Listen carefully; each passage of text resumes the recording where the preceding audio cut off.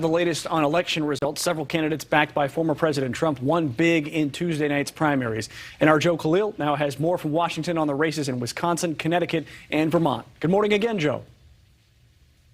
Yeah, morning again, Mitch. Great to see you. So, we're watching those things. Donald Trump had a pretty good night when you're doing the scorecard on his candidates. We'll start in Wisconsin. There was another one of those governor's races where on the Republican primary side, that's what you were looking at, this Trump-backed candidate versus a more establishment-type conservative. The Trump-backed candidate, Tim Michels, ended up winning in a pretty close race against Rebecca Kleefisch.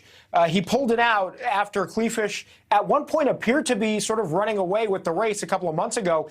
Michels ended up jumping in late, but he did come in with a ton of money. And, of course, that Trump endorsement ended up pulling it out last night. On the Senate side, in the Republican Wisconsin primaries, not as exciting there. It was to be expected. We saw both the incumbent Senator Ron Johnson cruising to an easy win there. On the Democratic side, Mandela Barnes, as expected, also cruised to an easy victory. The top three opponents that Barnes was facing actually left the race late last month and all supported him. So there were no surprises, but what this does do is set up what should be a pretty exciting November race between those two, between Barnes and Ron Johnson. It's going to be one of the crucial races that ultimately decides who controls the Senate, Democrats or Republicans. That's going to be one that Democrats think they can flip.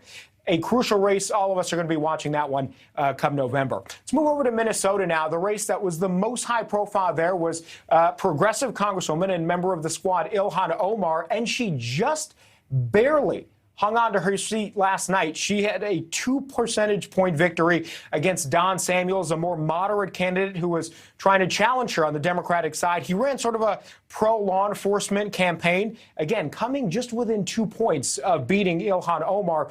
She is expected to win that seat. It is a blue seat come November, but just barely hanging on to it. So moving over to Connecticut and Vermont, both blue states and their respective Republican parties both also chose the more hardline conservative over the moderate candidate. In Connecticut, you had Leora Levy, another Trump-backed candidate who won. She's going to be challenging the incumbent Senator Richard Blumenthal. And in Vermont, right-wing candidate Gerald Malloy, he will now face off against Democrat Peter Welch in November. Welch now the likely favorite to replace Senator Pat Leahy, who's been serving in that role since 1974. Mitch, a lifetime for Senator Leahy, who's now retiring in the Senate. We should also mention we got another result. This wasn't the primary last night, but in Washington State's primary from last week, we have Jamie Herrera Butler, who finally conceded her race just overnight. She was one of the 10 Republicans who voted to impeach President Trump. So when you're doing that scorecard of these 10 Republicans, 3 of them have now lost their races. 2 of them have won their primaries. 4 decided they're going to retire. And the one remaining person is Congresswoman Liz Cheney. Her primary is still upcoming. She is facing a hugely uphill battle and not expected to keep that seat. But, let's play the game. Let's see what happens when that primary comes up next week. That is why they play the game. Joe Khalil, thank you very much for that update. Thank you for watching. Go to newsnationnow.com to find News Nation on your television provider. And don't forget to click the red subscribe button below to get more of News Nation's fact-driven, unbiased coverage.